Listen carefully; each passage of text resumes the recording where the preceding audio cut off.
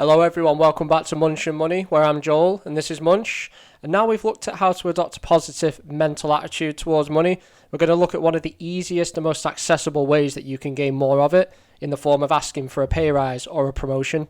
Let's go.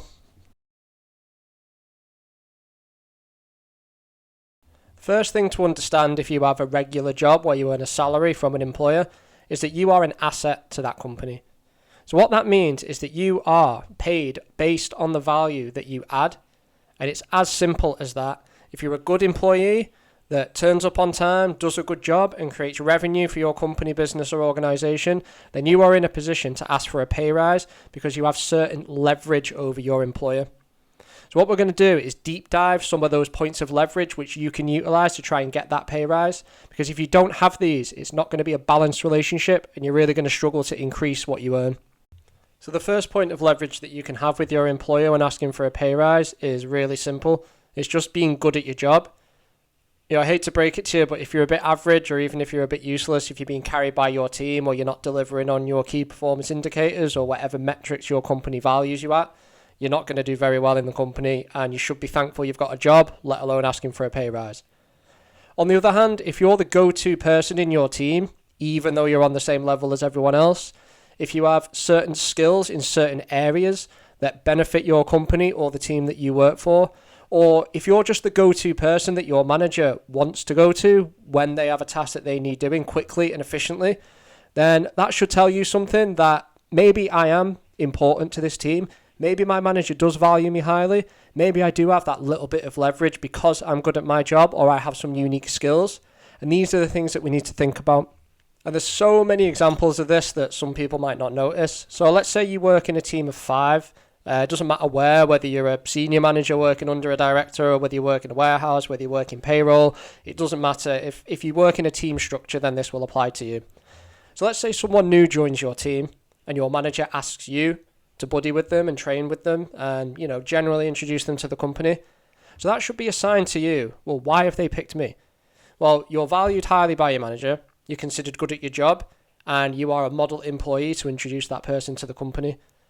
And that's great. It gives you a sense of self-worth, but it also gives you leverage because of the 5 people in that team, you are most likely seen as the strongest, the most capable, and that gives you the best percentage of asking for a pay rise because you have that leverage over your employer. They don't want to lose you. You're good at your job, and you are adding value to the team, probably more than the other 3 or 4 members. The next way to create leverage with your employer to ask for a pay rise is admittedly a little bit more boring, but it's qualifications. And I can give you an example from my line of work, which is project management. So in project management, there are several key qualifications that you might want. One of them is Prince 2. It's essentially a qualification in project management which ticks the box to say, yes, this person is qualified, at least on paper, to run large-scale projects.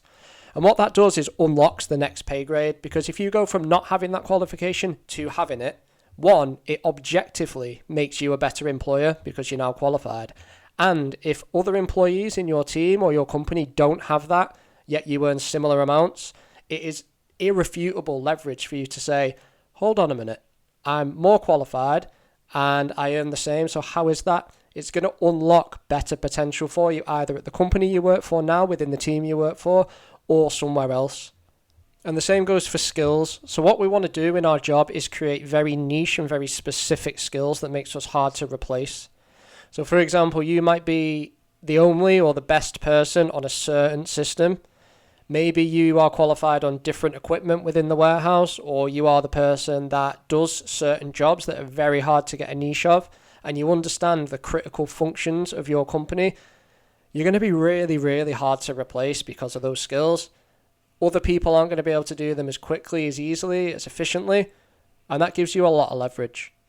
And the reason this works so well is because whether you're absolutely useless at your job and you're just stealing a living, or you're really, really good, if you were to leave for whatever reason, it costs your company a fortune to replace you. All of the fees that go out for advertising, to interview, your manager's time to sit you down and interview, things like that. And then once they've actually appointed, the time to training costs a fortune. And then you've got the fact that you're not going to be as good as the person that's just left because you won't understand the certain things of the company, the niches, the specific skills we just talked about. So generally, your manager or the company in general is going to want to keep that boat steady.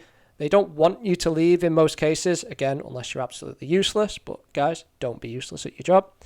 And that gives you the ultimate leverage point, really, is you can leave. Now, I'm not saying that you should just quit your job if you don't get a pay rise.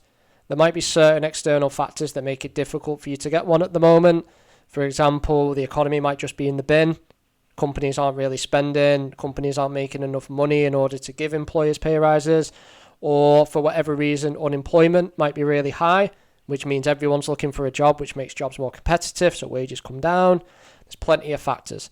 What I am saying is that all of these leverage points, being a good employee, having skills and qualifications, and being the go-to person in your team will build up your portfolio, which means when the time is right, you can strike and you can optimize and maximize your chance of getting a pay rise when you ask for it.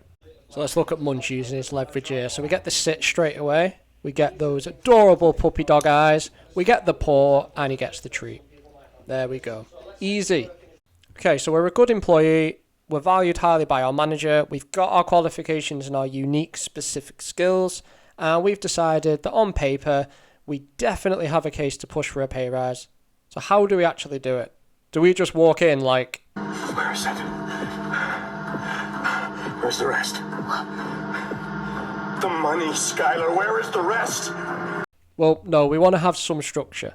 So what we want to do is we want to type up or write down maybe 10 bullet points of why we deserve a pay rise, all the things we've just spoken about, the training, the qualifications, all of that good stuff. You need to write it down, because I guarantee if you don't, you'll walk into that office or you'll type that email and they'll be like, why? You need to make it easy. You need to build a narrative to say, I'm a really, really good employee and this is what I'm asking for. And just communicate this openly and clearly with your line manager. Ask for a 15-minute slot in the diary or bring it up on your annual appraisal and take them through the points one by one to say, I think I'm quite good at my job. I enjoy working here. I want to work for you. But for these reasons, I'd like an increase in my pay. And hopefully your manager's going to be thinking, you know what? I can't argue with you whatsoever. Every single point on that piece of paper I agree with. You are a good employee, and I'm going to take this away, and we're going to review it. And then what you do is you email them a copy of what you've said, because you want to create accountability. You don't want to be messed around for months and months, years and years. You want a definitive answer, or you want to understand the steps that you need to take in order to get that pay rise or that promotion. Tangible things, specific deliverables, nothing wishy-washy. You want to know, once I've given you this, once I've delivered that project, once I've got that qualification, this is what I want. And it's okay to be open and transparent with your manager. They should want that. They should want an employee that wants to better themselves. And because you've bettered yourself, it's only fair that you can ask for a pay rise. They're the type of people that you want in your team. So don't feel nervous about it. Just be open, transparent. And I appreciate it's a difficult conversation, especially for some younger people. But if you genuinely are ticking those boxes, if you can write those 10 points on a piece of paper and you genuinely mean every single one of them, your manager shouldn't have a case. They should just think, excellent, okay, let's review it. Let's discuss it. I'm happy. So let's say this goes really, really well, and a couple of days later you're brought in and you're asked, okay, how much would you realistically like? So you should have a definitive figure based on market research. So go away and look at what the market is paying you, because your manager and your HR team will know full well whether they're paying you the maximum that they can or not, and they're most likely not. Because again, we're an asset, we're adding value. Your company will pay you the minimum that they can to get the most value out of you. They're not evil. That's just how companies and businesses work. So we need to understand a figure. The worst thing is if they say, how much would you like? And you're, don't know. No, we want to know a definitive number and give them a justification for it. This is what the market values me at, or this is how I value myself based on what I offer the company. And it's up to them to dispute that. So definitely have an idea in mind, because we need to understand what success looks like. We don't want to be offered a smaller pay rise, because you only get this opportunity maybe once a year or once every few years. You know, you don't get promotions or pay rises all the time, so we need to maximize each one that we do get. With that said, guys, make sure that you're reasonable and know your value. Don't ask for something way above what the market values you at, because you're just going to get laughed out the room and you'll look like you're not very credible. You don't want to butcher the one chance you've got this year to push for a pay rise. But what we do want to do is make sure we get an adequate pay rise. So anything in the remit of 10 to 20% I would consider good. That's going to be beating inflation. If it's for a promotion, again, it depends in the specific market. Some bands can go up 10k, some only go up 3 or 4k. It really, really depends which industry. But anything from 10 to 20%, if it's a standard pay rise without any major increases in work demand, I would say is really good. And that's something that we should realistically push for. So there's a few ways that your employer is going to react to you asking for a pay rise. The first, and obviously the best one, is that they look at that sheet of paper that you gave them. They go, yep, I completely agree with you. We do value you roughly where you think you're at, and we're going to satisfy your request with a pay rise to this amount. It's best case scenario. And if this does happen, congratulations. You've looked objectively at the market. You've valued yourself the way that you think you should be valued. And most importantly, your employer agrees. And now you've got yourself a pay rise, pat yourself on the back and celebrate. The next way is going to be like a soft yes or a soft no. It's going to be, okay, I kind of see your point. I agree with you on some of the points that you've raised. We do respect you and we do like you as an employee. But if you want to move into that category, if you want that promotion, if you want to move into that next band, or you want an extra X amount of money, we're going to need to see these deliverables or these things. And again, we've already spoken about this. So what we want is an agreement and confirmation. Don't leave that room without making it very clear that once you deliver those things, that is what you want. That is absolutely critical, because we need to make our managers accountable, and we don't want to go away and work really hard on specific things and not get what we want or what we deserve.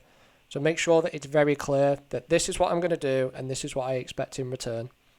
The last one is the worst case scenario. It's the no, we simply cannot afford to pay you that, or there's no positions available within that bracket at the moment, or something along those lines, ultimately a rejection.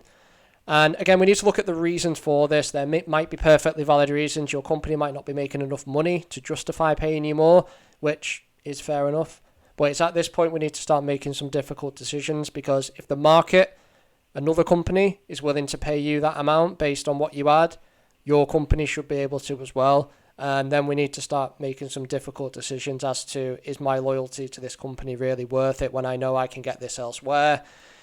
Is it worth transitioning to a different company and going through that stress, that unknown element for that extra bit of money? And only you can answer that. But the rationale behind what they say is really, really important. And that's what we should take away. So there we have it, things that you can do to maximize your chance of securing a pay rise. And if you do this, let me know in the comments below how it went. Similarly, if you're a recruiter or work in HR and you think I'm chatting absolute nonsense, let me know as well, because I need engagement, because I've got 30 subscribers, guys. So the more people that comment, the more people that like, share, subscribe, the better. Thank you. Take care.